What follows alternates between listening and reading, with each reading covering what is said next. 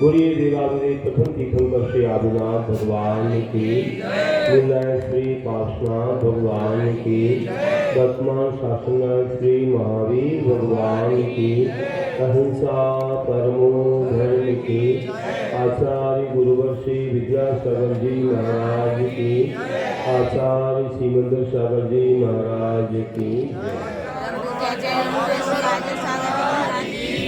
पूज्य आचार्य अर्जुन सागर जी महाराज की, समस्त आचार्य संघ की।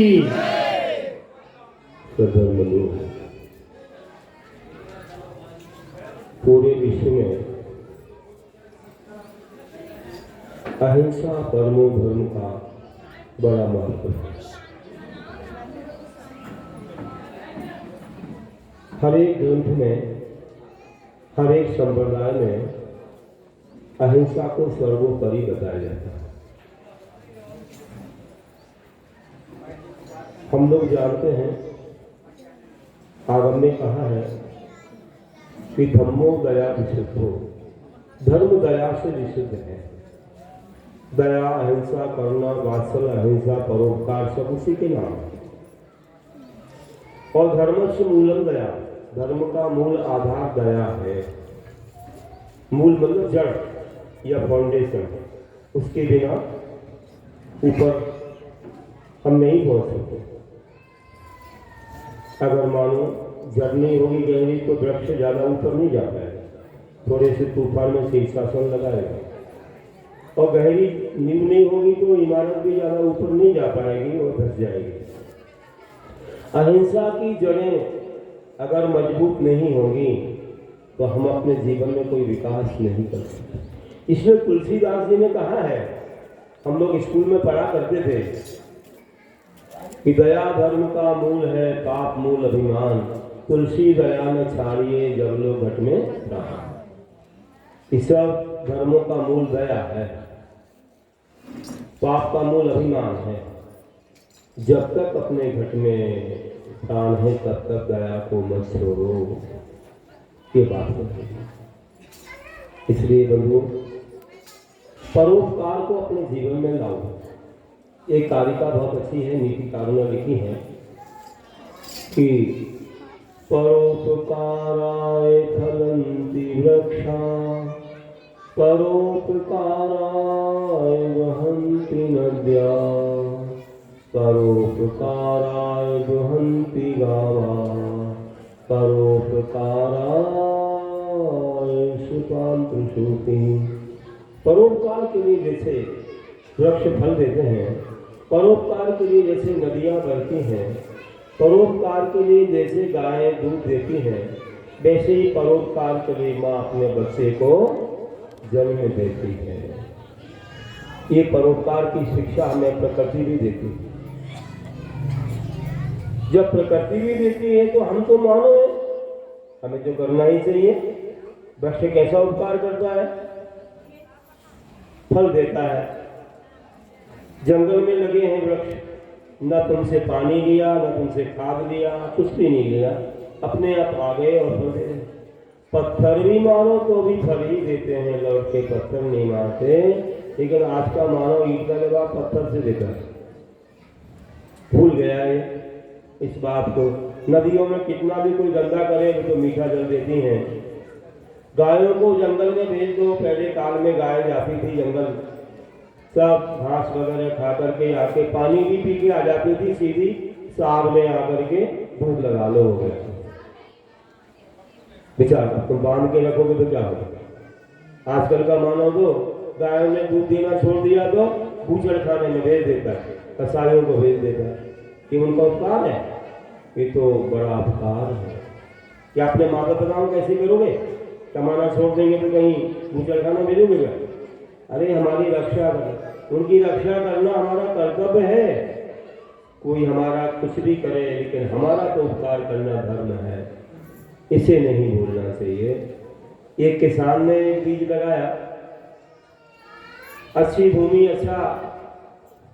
अच्छा खाद दिया, पानी दिया और सबसे बड़ा बीज है और वह उत्पन्न हुआ। मुझे बहुत पसंद है उदाहरण की, इसमें पूरा मोक्ष मार्ग आता है। आपको संक्षेप में समझाने के लिए इससे अच्छा क्या हो। लेकिन जो लोग विशेष प्रोग्राम में आते हैं, कभी उदाहरण सुनते हैं, बोलते महाराज जी बार बार ही बताते हैं। हम रोज क्या बोलते हैं, लोग तुम सुनते नहीं हो, रोज थोड़ी बोलते हैं। जब हम बोलते तभी तुम आते हो, मैं क्या करो रोज की तो सुनते नहीं हो लोग। विशेष दिन तो बोलना पड़ता है, कुछ नए लोग आते हैं, उनको संक्षेप में बात समझ में आ जाए, मीठी मीठी शॉर्ट एंड स्वीट मिल जाए उनके लिए। तो मैं कह रहा हूं कि उसने वो बीज लगाया, आपके सामने वो बीज है, अभी आपको दिख जाएगा। और लगाने के बाद खाद पानी दिया, बड़ा हुआ पौधा, पौधा से वृक्ष हो गया और वृक्ष होने के बाद उसमें फल आए और फल को तोड़ा तो क्या पाया, उसमें भी पानी निकला। पानी कैसा? तुमने तो सादा और वह मीठा पानी देता है। कैसा ग्लूकोज का काम करने वाला पानी देता है और कुछ खाने को सफेद सफेद देता है। कौन सा वृक्ष है वो? नारियल का वृक्ष है। उत्तर भारत में कम होते हैं, दक्षिण जाओ तो हर घर में 2-5 नारियल के पेड़ रहेंगे, रोज चटनी रहेगी, रोज पानी रहेगा नारियल का। भले घी ना खाए लेकिन वो तो खाएंगे। हम लोग दक्षिण में गए, बहुत प्रयास किया, हर चौके में नारियल की चटनी और नारियल का पानी मिलेगा। तो नारियल का पानी तो बहुत स्वास्थ्य वर्धक है। हाँ, वो इडली डोसा तो है प्रसिद्ध है। तो भाई ऐसा है, तो देख लो कि वह खाने को भी दे रहा और पानी दे रहा, इतना अच्छा, इतने सारे रोग दूर हो जाते हैं, ठंडक देता है, अमृत के समान है। तो वह कहता है कि तुमने पानी दिया, हमने पानी दिया, लेकिन तुमने सादा दिया, हमने मीठा दिया, तुमने कुछ दिन दिया, हम जीवन भर देंगे। कितना बड़ा उपकार हमको हमारे लिए बताता है। देखो, मर्यादा पुरुषोत्तम राम हुए, राम ने जंगलों में जाकर के गरीबों का उपकार किया, कभी लिया नहीं कुछ भी। आजकल के नेता देते कम है, लेते ज्यादा है ना? और क्या, तुम लोग नोट के लिए वोट दे देते हो, फिर तुमसे लेते ही रहते 5 वर्ष, फिर सुनते नहीं है। पहले तो हाथ जोड़ने आते हैं, उसके बाद हाँ हाँ कहते रहते हैं, बस हो गया। लेकिन राम ने जंगल में जाके गरीबों को उपकार किया, खूब उनके लिए दिया सब कुछ। उनको तो देवोपनीत सब चीजें मिल जाती थी, जैसे बलभद्र थे, नारायण थे, सब मिलता, उन्हें क्या कमी थी। बहुत उपकार किया, लेकिन कभी किसी से कुछ नहीं चाहा, कुछ भी नहीं चाहा। और हनुमान ने और ज्यादा, जब सीता का हरण हो गया तो हनुमान ने तो ऐसा उपकार किया, अपने देश को भूल गए, विद्याधर थे, विद्यार्थी की श्रेणी को भूल गए, और चाहे कोई भी रिश्ता हो रावण से, लेकिन उसको भी भूल गए। और उन्होंने कितना उपकार किया कि सीता को लाके दिया, समझा, युद्ध करवाया, पूरा साथ दिया। तो बंधुओं, ये उपकार बहुत बड़ी चीज है। और वे इस प्रकार से अपने राजमहल को भूल करके राम का उपकार करते हैं। जब लंका में गए, सीता का पता लगाया, सीता का पता लगाया, मालूम पड़ा अशोक वाटिका में सीता है, बैठी हैं, 10 दिन से कुछ नहीं खाया पिया है। क्यों? जब तक राम का संदेश नहीं मिलेगा तब तक हम कुछ खाएंगे पिएंगे नहीं। रावण को तो दृष्टि उठा के नहीं देखा। वैसे सती थी, एक पति व्रत था, अपने पति के अलावा मेरे लिए सब अपने भाई, पुत्र, पिता के तुल्य हैं। शादी होने के पहले तो वह सबको ही मानती है, अपने पिता, भाई, पुत्र, लेकिन शादी होने के बाद पति के अलावा सब मेरे लिए भाई, पिता, पुत्र के समान है, दृष्टि उठा के नहीं देखी। कितनी शीलवान थी, इसलिए तो अग्नि कुंड में भी जल भर गया था। उनकी परीक्षा जब की थी, ये उनके शील की बहुत बड़ी महिमा है। आज भी उनके गुण सब आचार्य लोग और सब विद्वान लोग गाते हैं, ऐसे महापुरुषों के बारे में कहते हैं। वे भी मोक्ष गए हैं, राम ते अनंत बन गए, सिद्ध बन गए। हम नमो अहंकार नमो सिद्धार्थ उनको नमन करते हैं। विचार करो कि कितना बड़ा उपकार किया है। हनुमान जब वहां पहुंचे, लंका में ऐसे नहीं जा सकते थे, वे तो बड़े राजा थे। उन्होंने बंदर का रूप लिया और वहां प्रवेश किया। समझ ना पाए कोई, वानर सेना बना ली। जब पहुंचे सीता के सामने, कहा कि हे देवी, हम राम के पास से आए हैं और आप निश्चिंत रहिए, हम आपको लेके जाएंगे या राम को यहाँ लाएंगे, युद्ध में जिताएंगे, आप निश्चिंत रहिए और ऐसा मत कीजिए कि अपना शरीर छूट जाए, आप उपवास करने ही हो, फिर क्या होगा? अरे शरीर माध्यम खलु धर्म साधना,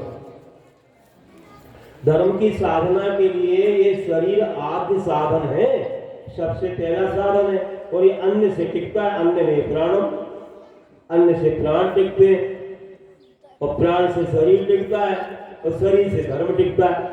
बताओ, बिना शरीर के धर्म होता है? नहीं होता। इसलिए आप ऐसा मत कीजिए, आप भोजन कीजिए। उन्होंने देखा ही नहीं कौन आ गया है, ऐसे सोचने लगी, अरे मैं राम का भक्त आया हूं। कैसे जान राम के भक्त आए? मुद्रा को देखा, अंगूठी देखा राम की, पहचान गई, हाँ राम की का। फिर संदेह हुए, अरे मुझे ही कोई चुरा के ले आया तो उनकी अंगूठी को चुरा ले आया तो फिर संदेह हो गए। फिर धीरे से कहा, उन्होंने अपना रूप दिखाया, वास्तव में थोड़ा सा रूप दिखा दिया कि मैं एक विद्याधर हूं। बंदर का रूप तो बना लिया था बीच में।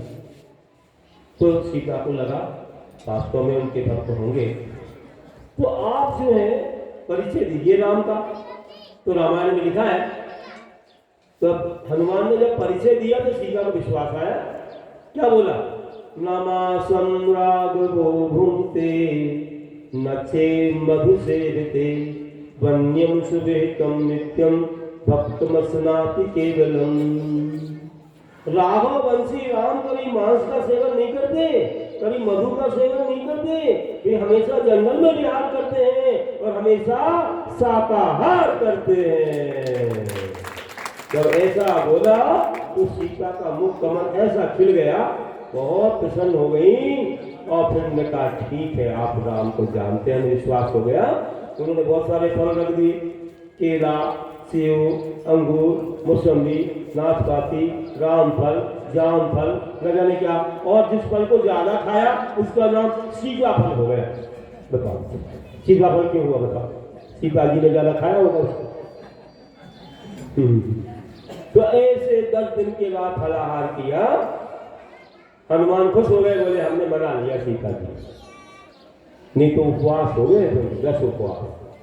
फिर राम के पास गए और कहा हमने संदेशा दे दिया और निश्चिंत कर दिया और 10 दिन के बाद फलाहार करवा दिया और बहुत सारे फल रख के आ गए हम, अब चिंता की बात नहीं है, तब तक तो हम युद्ध की तैयारी कर लेंगे।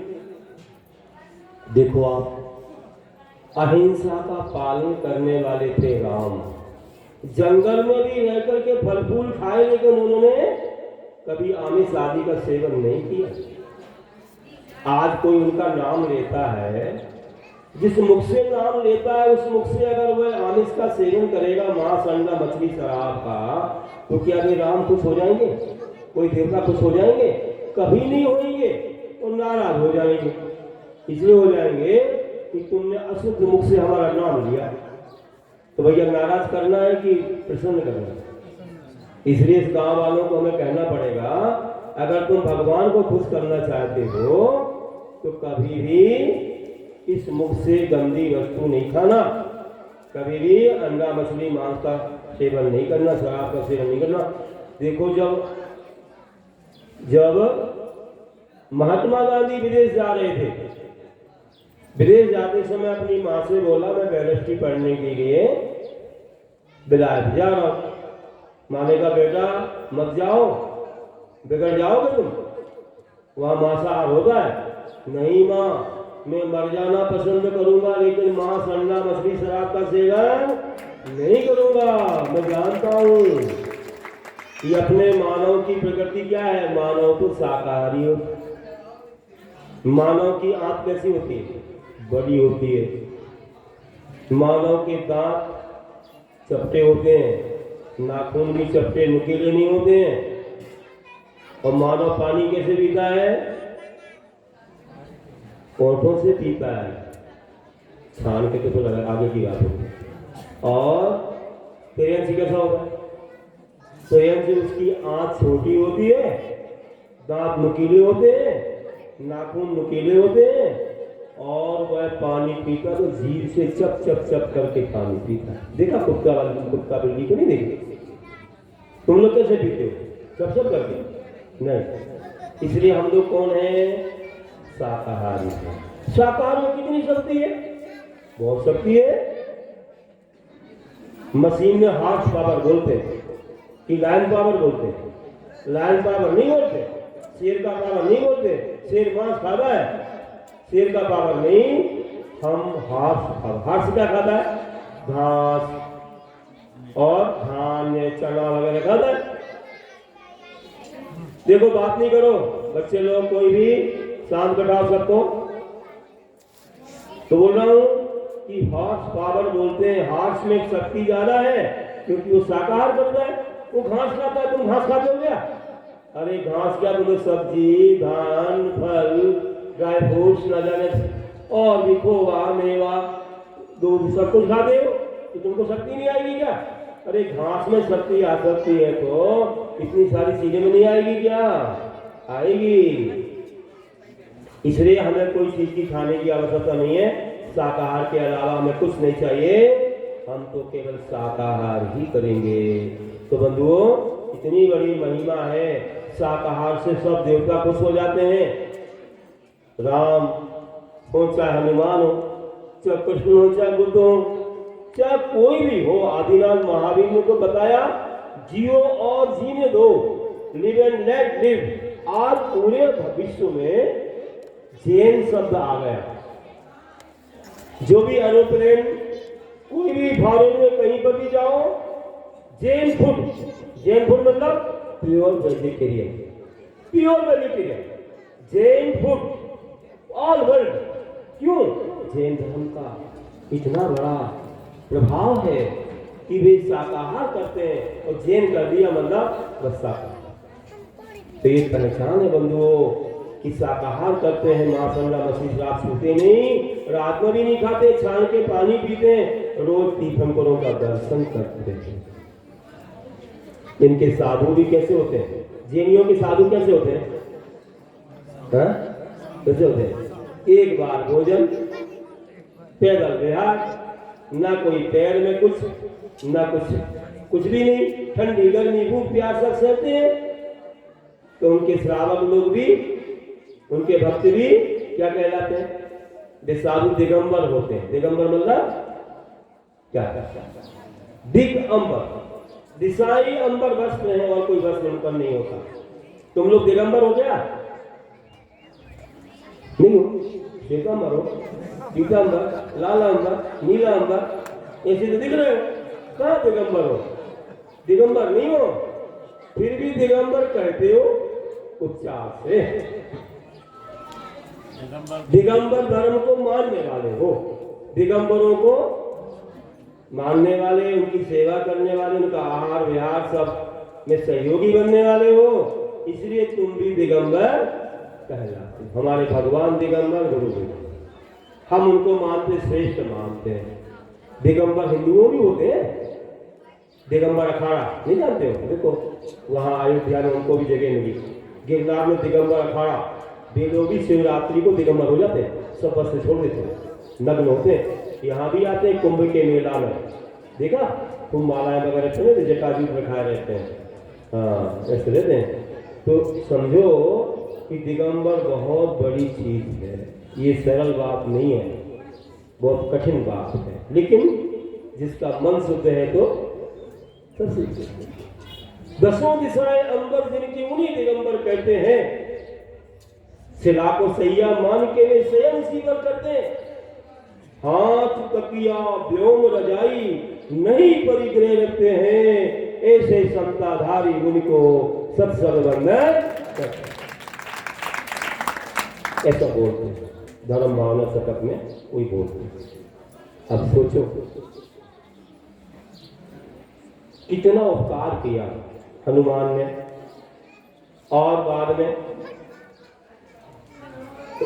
हमारे महात्मा गांधी देश को स्वतंत्र कराने वाले बिना अस्त्र शस्त्र के विदेश में गए, पढ़ करके आए, कई बार उपवास कर लिया लेकिन मांसाहार नहीं किया। जब घर में आने लगे तो माने का no admission without permission, no admission without permission, चलो बाहर आओ। क्या हो गया, इतने दिनों की बात आए, पहले बताओ तुमने शाकाहार किया कि मांसाहार? मां मैं क्या कहूं, मेरे मित्रों से पूछ लो, मैंने जो संकल्प किया था मैंने उसका पालन किया। अच्छा, मित्रों से पूछा तो क्या, मां इन्होंने तो कई बार उपवास कर लिया, शाकाहार नहीं मिला तो, लेकिन मांसाहार नहीं किया। ठीक है, चलो जल से शुद्धि करके उनको अंदर आने दिया। उन्होंने अपने लिटरेचर में लिखा है, अपने साहित्य में लिखा है कि कोई व्यक्ति शराब की दुकान पर जाकर के एक गिलास से दूध पीता है तो लोग क्या समझेंगे, ये शराब पीता है।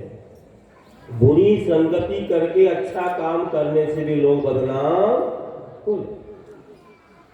देखो फॉरेन में रह के आए तो हम बदनाम हो गए, अपनी माँ की दृष्टि में हम गिर गए, अब किसको क्या कहें। इसलिए अपने देश में रहो, पैसे कमाने तो विदेश चले जाते हो और अपने आचरण को भूल जाते हो। अरे थोड़ा कम पैसा मिल जाए, अच्छे माइंडेड अपने देश में ही रहेंगे तो अच्छा रहेगा, अपने देश की उन्नति होगी।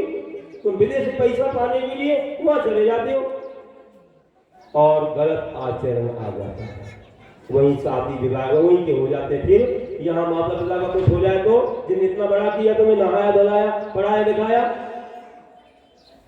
उनका क्या होगा? वहीं से हलो हलो टाटा कर देते हो, स्वाहा कर दो, टिकट नहीं मिल रहा है स्वाहा कर दो, मर गए तो स्वाहा कर दो, बोले हम नहीं आ पाए। ऐसे बच्चों से क्या लाभ है, कोई काम के नहीं है, बर्बादी करते हैं।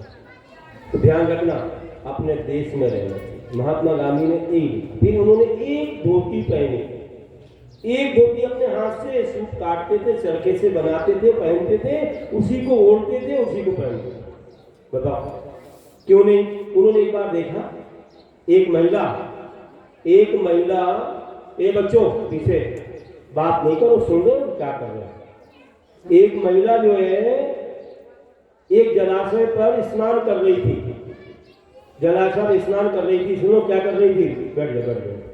क्या कर रही थी? अपनी आधी साड़ी को धो रही थी और सुखा रही थी, फिर आधी को पहन के सुखा के फिर धो रही थी आधी। फिर दूर खड़े रहे, बोले अभी मत जाओ, महिला पूरा वस्त्र नहीं पहने, अभी मत जाओ, अपन को बीच में नहीं जाना चाहिए। खड़े रहे। जब उसने पूरी साड़ी पहन ली तो गए तो पूछा, अम्मा जी आप ऐसा क्यों कर रही थी? आधी धोती को, आधी साड़ी को धो के सुखा के और फिर पहन रही, फिर आधी को धो। बेटा मेरे पास दूसरी है ही नहीं, अब तो दूसरी साड़ी नहीं है। अरे खाने को मुश्किल हो रही है, दूसरी साड़ी कहाँ से लाए, हम तो गरीब आदमी है। अरे भगवान, हम देश को स्वतंत्र करने बैठे हैं, कैसे होगा स्वतंत्र? हम इतने जोड़ी कपड़े रखते हैं, 50 जोड़ी खराब हो जाती है। अभी भैया बता रहे थे कि साड़ियाँ खराब हो जाती है, उन्हें मालूम कैसे खराब हो। बता रहा हूँ कि ढेर सारी देखो उपयोग तो आती नहीं है, उनकी एज हो जाती है। कहने का कई गरीबों को पहनने को नहीं है, हम उनको नहीं दे सकते क्या? हमारे महाराज जी तो पूरा ही छोड़ देते हैं, सब देश को उद्धार हो जाओ, हमें नहीं करना। वे तो बालक के समान होते हैं, निर्विकार होते हैं। जैसे बालक कुछ नहीं पहनता, जबरदस्ती पहना देते हैं। है ना। वो बालक भी क्या करता है, खड़े खड़े भोजन करने लगा, महाराज भी खड़े खड़े करते, वो दोनों हाथ से करता, महाराज भी दोनों हाथ से करते, है नहीं। वो जमीन पर लेट जाता, महाराज जी भी जमीन पर लेट जाते। बस ये है कि वो रोता है, महाराज जी रोते हैं महाराज जी विवेकी होते हैं, है ना। तो ऐसा है, वो देखभाल के एक बार भोजन करते हैं, फर्क है थोड़ा। बता रहा हूं मैं कि इतना त्याग करते महात्मा गांधी ने एक ही धोती पहनी और तुम लोग इतना परिग्रह रखते हो। आज नियम ले लो, हम इतने जोड़ी कपड़ों से ज्यादा नहीं रखेंगे, ज्यादा हो गए तो गरीबों को दे देंगे, ठीक है ना। कभी तुम दिगंबर धर्म के अनुयायी कहलाओगे, नहीं तो कैसे कहलाओगे। दिखावा करते हो, ज्यादा आडंबर करते हो। तो सबको आशीर्वाद दे रहा हूं कि अपन गरीबों की सहायता को अपने कपड़े त्याग कर देंगे, ठीक है। ऐसे किया करेंगे, अपने गांव में कोई हो गरीब उन्हें दे दिए। चलो, और क्या बोल रहा था कि ऐसे अहिंसा परमो धर्म को अपने जीवन में अपनाओ तो कल्याण होगा। महात्मा गांधी ने विदेश में जाके भी अपने शाकाहार को क्या रखा, कायम रखा और अच्छा जीवन बना। तो अगर भगवान को प्रसन्न करना हो तो काम करना। और सुन लो, आखिरी बात 2 मिनट में पूरा करो। और वह फल जब तोड़ते हैं ना, पानी तो निकलता है, और जब स्वयं टूट जाता है तब सूख जाता है वृक्ष पर, स्वयं टूट जाता है, नीचे आता है। वो कहता है कि जब अपने परिवार से राग मोह समाप्त हो जाता है तो स्वयं ही घर को छोड़ के लोग महाराज जी के पास आ जाते हैं। फिर इसके कवच को हटाते हो, पीला पीला, इसका प्रतीक है परिग्रह त्याग का। फिर जटाजूट हटाते हैं, इसका प्रतीक है केशवंश करने का। फिर क्या दिखता है, 3 चिन्ह दिखते हैं। वो क्या है कि परिवार छोड़ा, परिग्रह छोड़ा, केशवंश कर लिया तो 3 चीजों की प्राप्ति होती है, सम्यक दर्शन, सम्यक ज्ञान, सम्यक चारित्र। अभी 3 माला बता रहे थे ना, बस। और इसके बाद देखो, उसका रंग अच्छा नहीं लगता और कठोर भी होता है, और अंदर कैसा रहता, सफेद। तो क्या शिक्षा मिलती है, हमारे गुरु अंदर से बहुत स्वच्छ निर्मल होते हैं, ऊपर से कठोर होते हैं, पापों का खंडन करते हैं, मिथ्या खंडन करते हैं, और वे श्रृंगार नहीं करते हैं। तो ऊपर से कैसे होते हैं, उस फल का नाम क्या है, नारियल। क्या कहता है, ऊपर से दिख रहा हूं ना, नारियल, नो रियल, अंदर ओरिजिनल। ऐसा बचता है खट खट खट। हमारे महाराज ठंडी गर्मी सहते हैं, ये क्या कहते हैं, शरीर अलग और आत्मा अलग है। खोपड़ी को तोड़ना बड़ा कठिन है, ऐसे मोहनी कर्म को तोड़ना बड़ा कठिन है।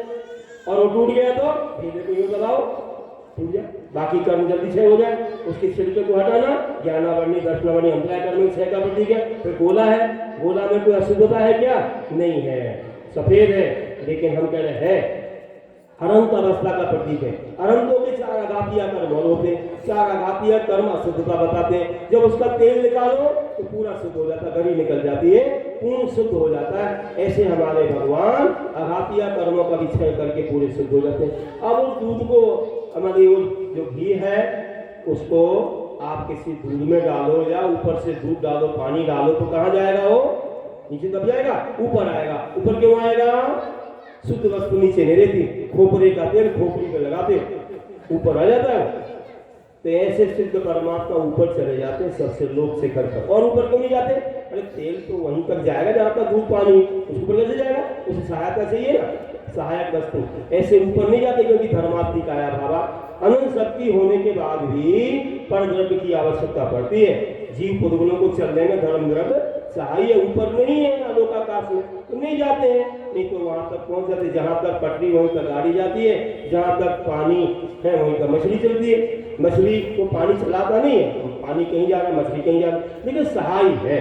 ऐसे उदासीन निमित्त भी होता है। कहने का अर्थ कि वह उसको हम लोग कौन सा फल बोलते हैं, श्रीफल बोलते हैं। श्रीफल मतलब मोक्ष लक्ष्मी, श्रीफल लक्ष्मी, लक्ष्मी को देने वाला फल वो श्रीफल है। उसकी छोटी ऊपर रखते हो, देखो कल सुन ऊपर है रोटी, यहाँ पर भी श्रीफल है। तो ऊपर हमें ऊपर जाना है, और आगे रखते हो जहाँ से वह लगा रहा पेड़ से कि हमें आपसे संबंध, महाराज जी जैसा हमें बनना है, तो चढ़ाते हो ऐसा, और ऊपर सोटी रखते हो। कहने का पूरा मोक्ष मार्ग दर्शाता है। ऐसे मोक्ष मार्ग पर चलने से हम लोग मोक्ष को प्राप्त करते हैं, अपने जीवन को धन्य बनाते हैं। अंत में ही कहता हूँ कि तपाहो जो आग में वही स्वर्ण चोखा है, वक्त जो पहचाने वही नर अनोखा है। समय रहते कुछ कर लो हे मानव, वरना हर सांसों में धोखा है, वरना हर सांसों में धोखा है। धर्म कर लो मौका है, धर्म कर लो मौका है। बोलिए महावीर भगवान की जय। परम पूज्य आचार्य श्री अर्जुन सागर जी महाराज जी की कृष्ण राज्य में दूध मिला, कृष्ण राज्य में दूध मिला, राम राज्य में घी, और पूज्य आचार्य अर्जुन सागर जी का आशीष मिला। चरणों में सिर रख करके जी